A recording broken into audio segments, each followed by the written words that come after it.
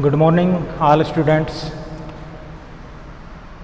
11th class का political science जिसमें अपन ने चर्चा की थी संविधान क्यों और कैसे, जिसका कुछ पार्ट रह रहा था उसको आज पूरा कर देते हैं। जिसमें संविधान की विशेषताएं क्या होनी चाहिए। वैसे देखा जाए तो भारत की अगर बात करें, भारत के संविधान की अगर बात करें तो विश्व के सभी संविधानों से बहुत जो महत्वपूर्ण बातें हैं उन सभी बातों को भारत के संविधान में संग्रहित किया गया है, इकट्ठा किया गया है। जैसे इसमें इन टॉपिकों के आधार पर अपन चर्चा करेंगे। जनप्रतिनिधियों द्वारा निर्मित, ध्यान रहे जो भारत के संविधान की जो विशेषता थी इसमें जनप्रतिनिधियों द्वारा निर्मित, यानी जनता के द्वारा चुने गए प्रतिनिधि, उनके द्वारा ये जनता की बातों को ध्यान में रखते हुए तब जाकर ये भारतीय संविधान का निर्माण किया गया था। यानी ऐसा कह सकते हैं जनता के द्वारा ही संविधान का निर्माण किया गया था, क्योंकि जनता के द्वारा जो चुने गए थे उन प्रतिनिधियों ने ये संविधान का निर्माण किया। लिखित रूप में एक संपूर्ण संविधान है, यानी विश्व में देखें तो भारत का जो संविधान है वो विश्व में सबसे बड़ा संविधान माना गया है। ये संपूर्ण प्रभुत्व संपन्न है। संपूर्ण प्रभुत्व संपन्न मतलब यानी अपने आप में सक्षम, आत्मनिर्भर, किसी दूसरे देश के ऊपर निर्भर नहीं होना, उस देश को कहते हैं संपूर्ण प्रभुत्व, अपने आप में सक्षम। वहीं लोकतांत्रिक व्यवस्था है, यानी जनता का शासन है। समाजवादी रूप देखने को मिलता है, यानी सभी समाज के लोगों को समान अधिकार हैं। वहीं धर्मनिरपेक्ष है। धर्मनिरपेक्ष मतलब यहां सभी धर्म समान हैं, किसी भी धर्म को विशेष अधिकार नहीं दिया गया है, सभी धर्म समान हैं। राष्ट्र का कोई एक धर्म नहीं है, उस देश को कहते हैं धर्मनिरपेक्ष राष्ट्र। वहीं गणराज्य, गणराज्य का मतलब यानी सत्ता में जो उच्च पद है वो आनुवांशिक नहीं होगा, यानी पिता के बाद पुत्र, ऐसी प्रक्रिया नहीं है।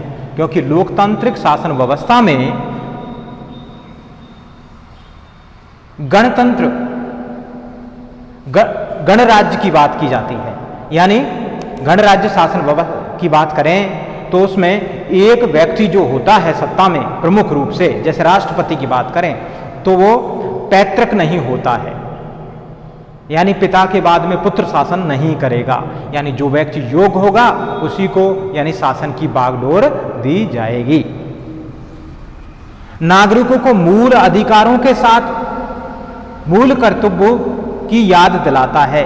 जैसे भारत में जो मूल अधिकार हैं अमेरिका से जो लिए गए हैं, मैंने पिछले वीडियो में आपको बताया था, जिसमें 6 मूल जो अधिकार थे अपने, उन अधिकारों में जैसे वो अधिकार हैं समानता का अधिकार, स्वतंत्रता का अधिकार, शोषण के विरुद्ध अधिकार, धर्म के लिए अधिकार, धार्मिक अधिकार। तो इस तरह से यानी एक संपत्ति का अधिकार था, उसको हटा दिया, उसको कानून रूप देते हुए 300K में रख दिया गया है। संपत्ति का जो मूल अधिकार है, संपत्ति का जो अधिकार था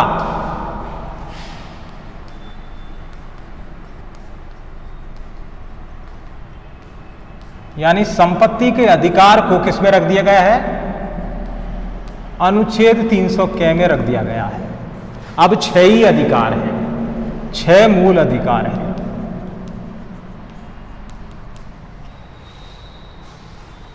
इसलिए जिस प्रकार से अधिकार किसी देश के द्वारा वहां की जनता को दिए जाते हैं तो वही जनता का भी कर्तव्य होता है अपने देश के लिए। ऐसे ही ये मूल कर्तव्य हैं, जिसमें पहले 10 थे, अब इनकी संख्या 11 हो गई है। जिसमें आपको पता है 11वां जो मूल कर्तव्य है जिसमें 6 से 14 वर्ष के बालक, उनके अभिभावकों का ये मूल कर्तव्य है कि उनको अनिवार्य रूप से शिक्षा उपलब्ध करवाए।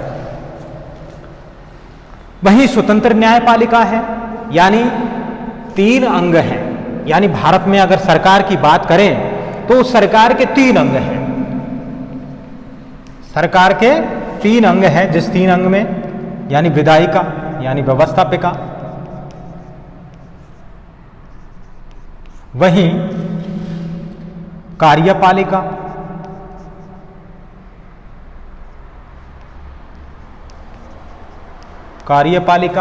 और न्यायपालिका। इसके मामले में ये दोनों अंग यानी विधायिका और कार्यपालिका किसी प्रकार से हस्तक्षेप नहीं करेंगे, इसके डिसीजन में किसी प्रकार से हस्तक्षेप नहीं करेंगे। स्वतंत्र न्यायपालिका ये अमेरिका से लिया गया है। संसदीय शासन व्यवस्था, जैसे यानी भारत में संसद की अगर बात करें, वहां 2 सदन हैं। संसद में 2 सदन हैं। एक तो है संसद में संसदीय शासन व्यवस्था है, ये मैंने जैसे बताया था ब्रिटेन से ली गई है संसदीय शासन, जिसमें एक तो उच्च सदन है, एक निम्न सदन है। जैसे ब्रिटेन में 2 सदन है वहां पर, ऐसे ही भारत में है। एक है राज्यसभा, जिसे उच्च सदन कहते हैं, और दूसरी है लोकसभा। आप सोचते होंगे बार बार संविधान में ये चीजें बार बार आती रहती हैं घूम, तो इन चीजों का आप ऐसे नहीं कि बार बार आ रही हैं। संसदीय शासन व्यवस्था यानी संविधान की विशेषता है भारत के संविधान की। वहीं राज्य के नीति निर्देशक तत्व, ध्यान रहे राज्य के नीति निर्देशक भाग 4 में और 51 अनुच्छेद में इनका जिक्र किया गया है भारत के संविधान में, और ये आयरलैंड से लिए गए हैं, जिसमें राज्यों के द्वारा वहां की जनता के लिए लोक कल्याणकारी काम करना, जैसे भौतिक संसाधनों की उपलब्ध करवाना, चिकित्सा, शिक्षा, यातायात के संसाधन जुटाना, रोजगार, ये राज्य के कार्य होते हैं। वहीं भारतीय संविधान सभा के गठन की प्रक्रिया, दूसरा जो टॉपिक है भारतीय संविधान सभा के गठन की प्रक्रिया, ये कैसे रही। इसमें पहली जो बैठक हुई थी 9 दिसंबर 1946 में, जो अस्थायी तौर पे एक अध्यक्ष चुने गए थे, जिसका नाम था डॉक्टर सच्चिदानंद सिन्हा। वहीं दूसरी जो बैठक हुई स्थायी रूप से 11 दिसंबर, ये डेट भी तुम्हें ध्यान रखना जरूरी है, 9 दिसंबर इसकी बैठक 1946 को, जो अस्थायी अध्यक्ष था इसका, जिसका नाम था डॉक्टर सच्चिदानंद सिन्हा। वहीं 11 दिसंबर 1946 में स्थायी अध्यक्ष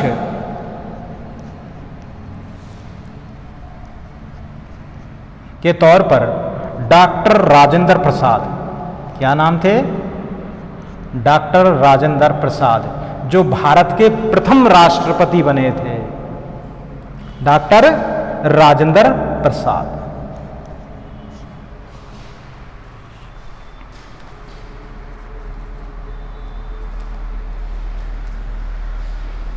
इनकी जो सदस्य संख्या थी संविधान सभा की,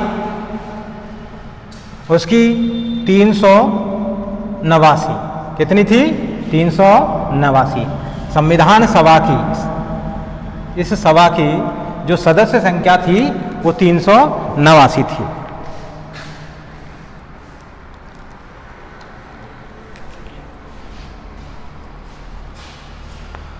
वहीं 14 अगस्त 1947 को भारत से पाकिस्तान को भारत से पाकिस्तान को अलग कर दिया जाता है। एक तो खुशी भी थी कि आज़ादी मिली है, लेकिन दुख भी था क्योंकि अपना एक जो क्षेत्रफल था वो एक दूसरे देश बनने जा रहा था।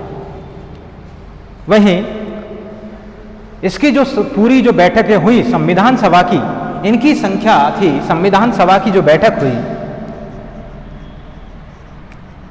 संविधान सभा की जो बैठक हुई पूरी, उसकी संख्या थी 166। कितनी सी? 166। वहीं भारतीय संविधान सभा के गठन की 4 कमियां थी। कहीं न कहीं देखा जाए कमी रही जाती है, तो इसमें भी कुछ कमी देखने को मिलती है। तीसरा जो टॉपिक है तुम्हारा, भारतीय संविधान सभा के गठन के में 4 कमियां क्या थी?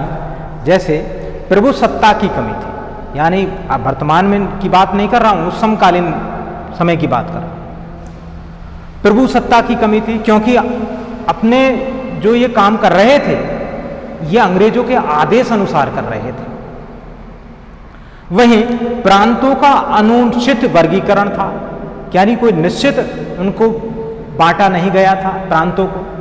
वहीं देशी रियासतों का संविधान को मानने के लिए वैध नहीं किया गया था, यानी देशी रियासतों को ये बाध्य नहीं किया गया था कि वो संविधान को माने। और सबसे बड़ी बात ये भी विडंबना थी, क्योंकि जब एकीकरण की बात आती है भारत में शामिल होने की, तो भारत में उस समय कम से भी कम अगर बात करें, भारत में 565 रियासतें थी। कितनी? 565 रियासत थी, जिसमें विवादित रियासतों की बात करें, जम्मू कश्मीर,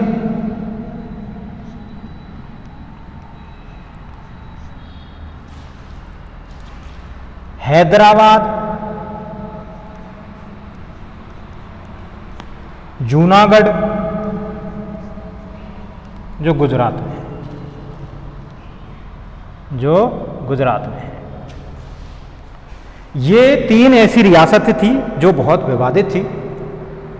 यहाँ हैदराबाद में एक निज़ाम था जो न तो इसने ये कहता था कि मेरे पे ज़्यादा अगर दबाव बनाया गया भारत में विलय होने के लिए, तो न तो मैं पाकिस्तान में विलय होऊंगा, न ही भारत में अपना स्वतंत्र देश होगा।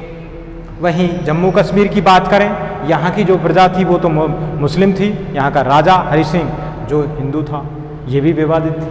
वहीं जूनागढ़, ये भी एक विवादित, लेकिन ये इन प्रकार सरदार वल्लभ भाई पटेल के द्वारा, यानी इन रियासतों को भारत में विलय कर लिया गया था, इसलिए उन्हें लोहा पुरुष कहा जाता है।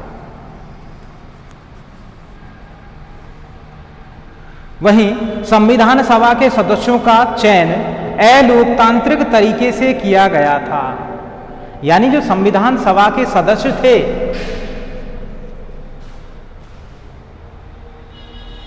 इनका जो चयन हुआ था वो अलोकतांत्रिक तरीके से हुआ, जनता के द्वारा इनको चयनित नहीं किया गया था।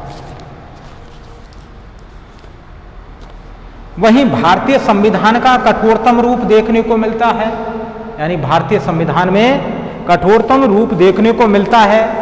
कैसे? क्योंकि अगर बात करें अनुच्छेद, दिखेगा नहीं, नीचे लिखता हूं, अनुच्छेद 368 में संविधान संशोधन का जिक्र है। संविधान संशोधन, इसमें संसद के सभी सदस्यों में 2/3 बहुमत के द्वारा जो प्रस्ताव पारित होता है, तब जाके ही वो कानून पारित माना जाता है।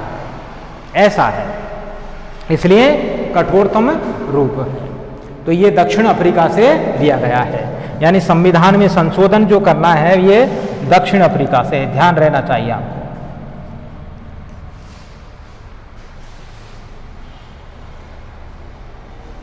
वहीं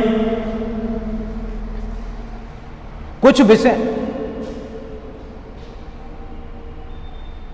संविधान, भारतीय संविधान का जो लचीलापन है ये तो था कठोरतम रूप। वहीं अगर इसके लचीलेपन की बात करें तो भारतीय संविधान में लचीलापन ऐसे दिखाई देता है क्योंकि कुछ कानूनों को साधारण बहुमत के द्वारा ही पारित कर लिया जाता है, यानी 2/3 बहुमत की आवश्यकता नहीं पड़ती है।